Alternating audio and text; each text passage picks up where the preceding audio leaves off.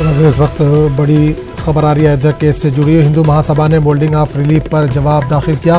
Supreme court को तहरीरी शक्ल में जवाब दिया। मंदिर की तामीर के लिए अदालत एक ट्रस्ट बनाए, अदालत की निगरानी में इंतजामी उमूर तय करे। सुप्रीम कोर्ट इस जिम्मे में एक एडमिनिस्ट्रेटर का तकर्रुर करे। आपको एक बार फिर बता दें कि अयोध्या मामले में मुस्लिम फरीक ने सुप्रीम कोर्ट में दाखिल किया मोल्डिंग ऑफ रिलीफ। फैसला इनके हक में न आने की सूरत में राहत के लिए तजावीज़ दाखिल।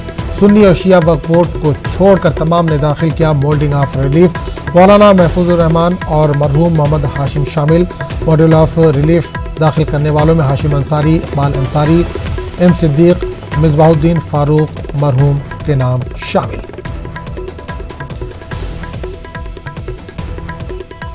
तो बड़ी खबर एक और आ रही है कि अयोध्या केस के ताल्लुक से हिंदू महासभा ने मोल्डिंग ऑफ रिलीफ पर जवाब दाखिल किया। सुप्रीम कोर्ट को तहरीरी शक्ल में जवाब दिया। मंदिर की तामीर के लिए अदालत एक ट्रस्ट बनाए, अदालत की निगरानी में इंतजामी उमूर तय करे। सुप्रीम कोर्ट इस जिम्मे में एक एडमिनिस्ट्रेटर का तकर्रुर करे।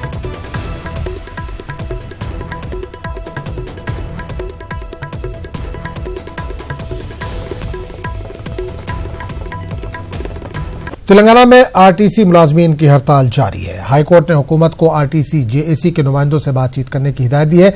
दूसरी जानिब आरटीसी जेएसी की जानिब से तेलंगाना बंद है। ऑटो ड्राइवर्स यूनियन जेएसी ने भी आरटीसी मुलाजमीन के बंद की तायद की है। तेलंगाना में उबर और आईटी कंपनियों में चलने वाली कैब भी सड़कों से गायब है, क्योंकि तकरीबन 50,000 कैब ड्राइवर्स सड़कों पर नहीं उतरेंगे। ड्राइवर्स किराए में इजाफा और ड्राइवर्स के तहफ्फुज़ को यकीनी बनाने का मुतालबा कर रहे हैं।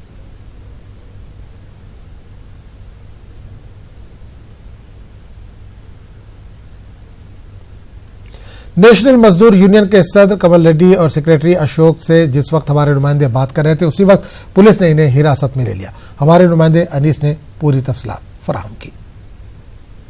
आरटीसी यूनियन की हड़ताल का 15वां दिन है और आज बंद का भी ऐलान किया गया है। मेरे साथ नेशनल मजदूर यूनियन के लीडर्स हैं कमाल रेड्डी साहब और अशोक साहब। कमाल रेड्डी साहब, सबसे पहले हम ये जानने की कोशिश करेंगे कि आज जो बंद का ऐलान किया गया है वो अभी तक किस तरह है। हमने सुना है कि लीडर्स को गिरफ्तार किया जा रहा है। और लीडर्स तो इलीगली गिरफ्तार कर रहा है। हम लोग जो आज 15वां दिन स्ट्राइक चल रहा है,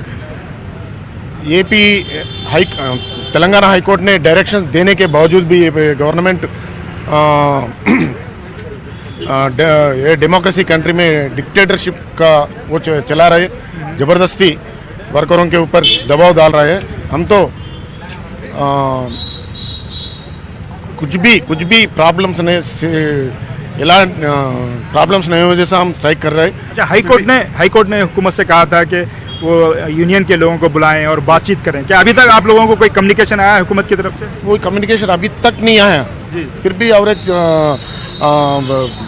दबाव डाल रहे इसमें वो हम खंडन कर रहे हैं। तो अभी भी गवर्नमेंट बुला के तो बैठ के वो करे तो प्रॉब्लम सॉल्व करने का वो लाइन डालना अच्छा है। तो आज बंद का ऐलान किया है आप लोगों ने, बंद जारी है, तो अगला आप लोगों का क्या जो है क्या मूव होगा, क्या करेंगे आप इसके बाद? अभी ये आज बंद का है, कल क्या आपका स्ट्रेटेजी होगी? आरटीसी वर्करों का प्रॉब्लम हल करे तो हम स्ट्राइक भी ड्रा करते हैं। मेरे साथ एक मिनट अशोक, मेरे साथ अशोक साहब हैं। बंद లేదు बंद కాదు కదా अशोक साहब సార్ అది కాదు సార్ చర్చలకు పిలుస్తారా? नाज़रीन, जैसा कि आप देख सकते हैं ये नेशनल मजदूर यूनियन के प्रेसिडेंट थे अशोक साहब, उन्हें जो है हिरासत में ले लिया गया है। इसी तरह कुल मिलाकर पूरे रियासत में जो यूनियन के जो लीडर्स हैं आरटीसी के, उनकी हड़ताल जारी है और जगह जगह पुलिस उन्हें हिरासत में ले रही है।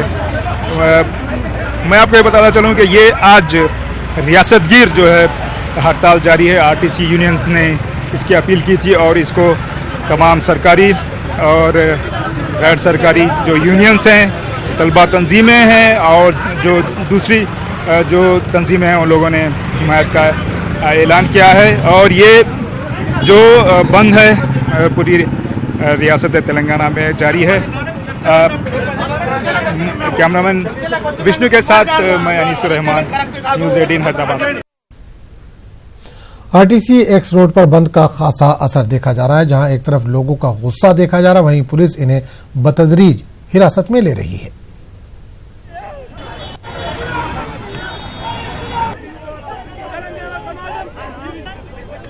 आज आप बंद मना रहे हैं क्या? हम बंद बना रहे क्यों बोले तो आरटीसी मजदूरों के मदद देने के लिए। आरटीसी डिमांड्स जो डेमोक्रेटिक डिमांड्स है वो डिमांड्स परिष्कार करने के लिए केसीआर गवर्नमेंट बहुत जुल्म से है।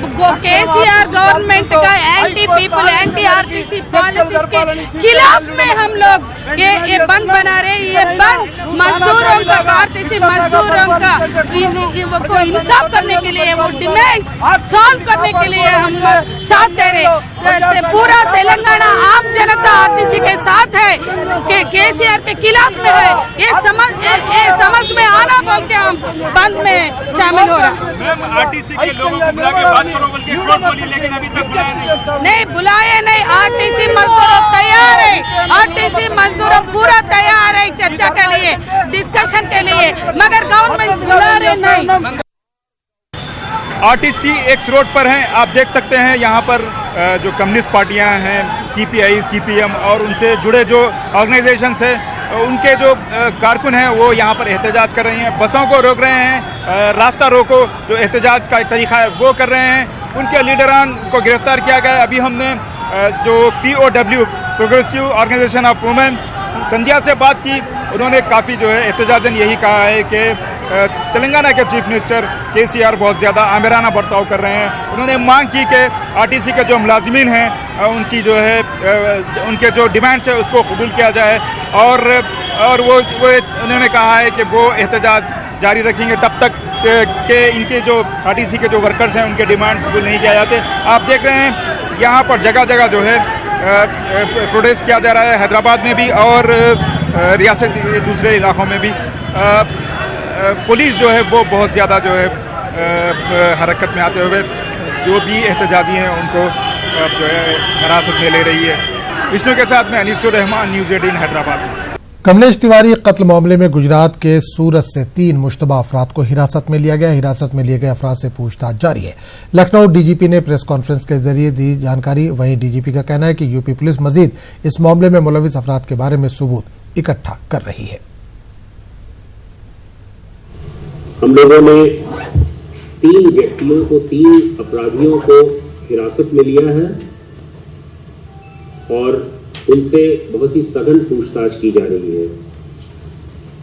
जो 3 संदिग्ध व्यक्ति हैं जिनको हम लोगों ने हिरासत में लिया है और गुजरात में अभी वो पूछताछ के केंद्र बिंदु बने हुए हैं, उनमें एक मौलाना मोहसिन शेख सलीम हैं जो सूरत के रहने वाले हैं। वो 24 वर्ष का आदमी है। ये साड़ी की दुकान पे काम करता है सूरत में। एक दूसरा व्यक्ति जिसको हमने पुलिस हिरासत में लिया है उसका नाम फैजान है। वो भी जिलानी अपार्टमेंट सूरत का रहने वाला है और वहाँ सूरत में एक जूते के दुकान पर काम करता है। उसकी उम्र 21 वर्ष है। और तीसरा जिसको हमने पुलिस हिरासत में लिया है वो खुर्शीद अहमद पठान है। 23 वर्ष का ये संदिग्ध आदमी है। इसे कंप्यूटर के ज्ञान भी होना बताया गया है, लेकिन वस्तुतः ये दर्जी का काम करता है और वहीं सूरत में रहता है।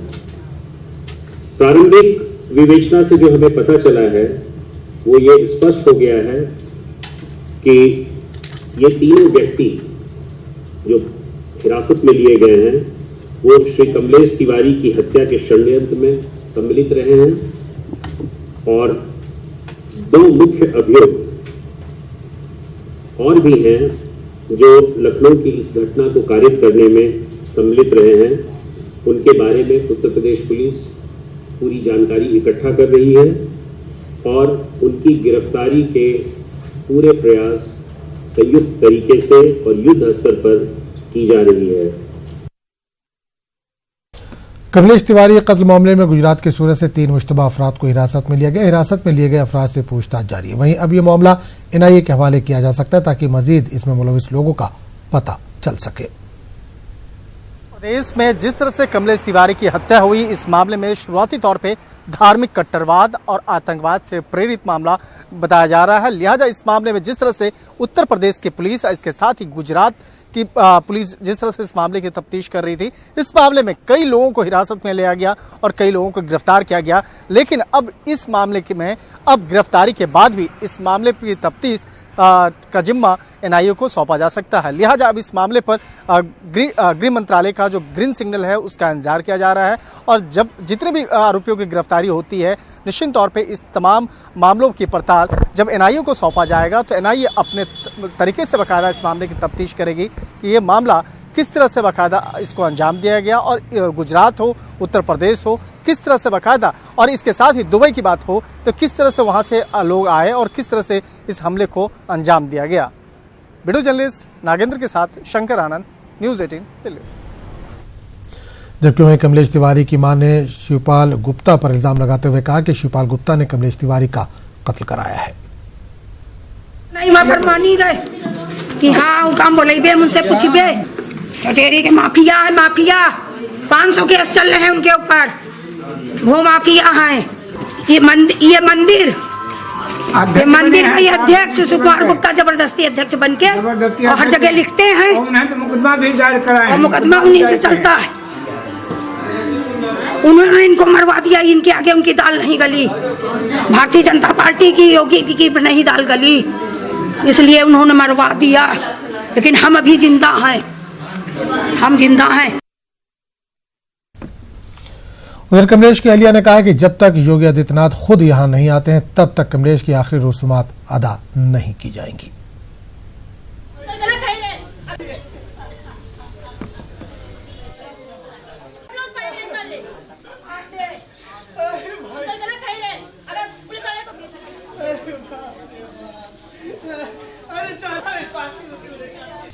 आगे बढ़ेंगे। हरियाणा और महाराष्ट्र असेंबली चुनाव के लिए तशहीर का आज आखिरी दिन। आज शाम 5 बजे थम जाएगी चुनावी तशहीर।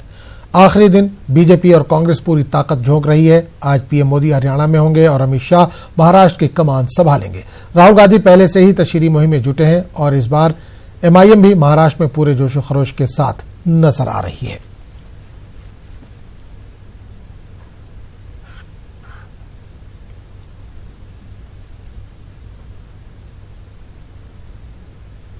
में क्या होगा, फरवरी में क्या होगा, अक्टूबर में क्या होगा, नवंबर में क्या होगा, सारा कैलेंडर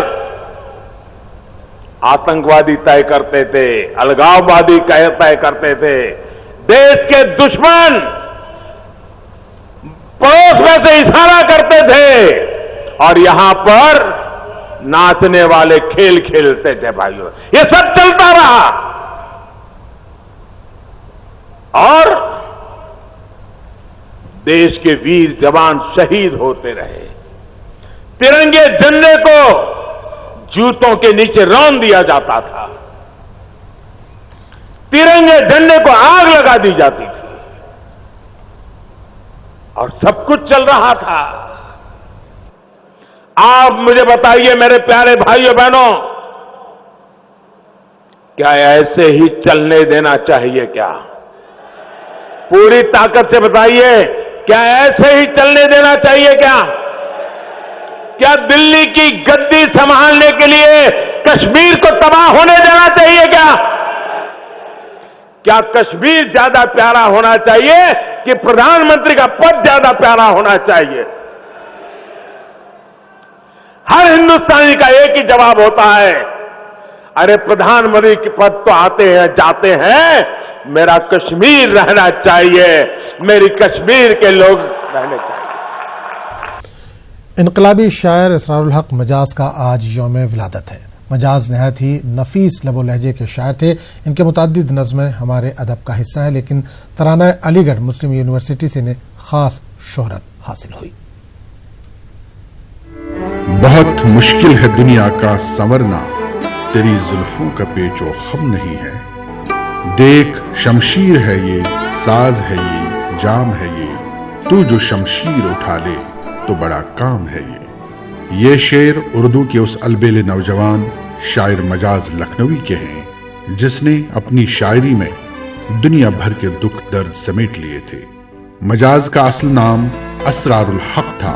19 अक्टूबर 1911 को लखनऊ से 80 किलोमीटर दूर मरदुमखेज शहर रदौली में पैदा हुए, लेकिन लखनवी कहलाने लगे। उनका ताल्लुक आलम दीन और 1857 की जंग आज़ादी के मुजाहिद फजल हक खैराबादी के खानवादे से था। मजाज की तालीम लखनऊ, आगरा और अलीगढ़ में हुई। तरक्की पसंद शायर मुईन अहसन जज्बी की सोहबत में शेर कहने लगे। अलीगढ़ यूनिवर्सिटी में शायरी का शौक इस तरह परवान चढ़ा कि हर तरफ मशहूर हो गए और इलाकाई मुशायरों में बुलाए जाने लगे। मजाज की गजलों को तो शोहरत मिली ही, मगर उनकी नज़में गजलों से भी आगे निकल गई। उनकी नज़्म नज़र अलीगढ़ के एक हिस्से को मुस्लिम यूनिवर्सिटी अलीगढ़ का तराना बना लिया गया। मजाज की नज़्म रात और रेल ने भी बड़ी शोहरत पाई, लेकिन सबसे ज्यादा शोहरत उनकी नज़्म आवारा को मिली, जो एक मायूस महरूम नौजवान के एहसासात और बागियाना तेवरों की तर्जुमानी करती है।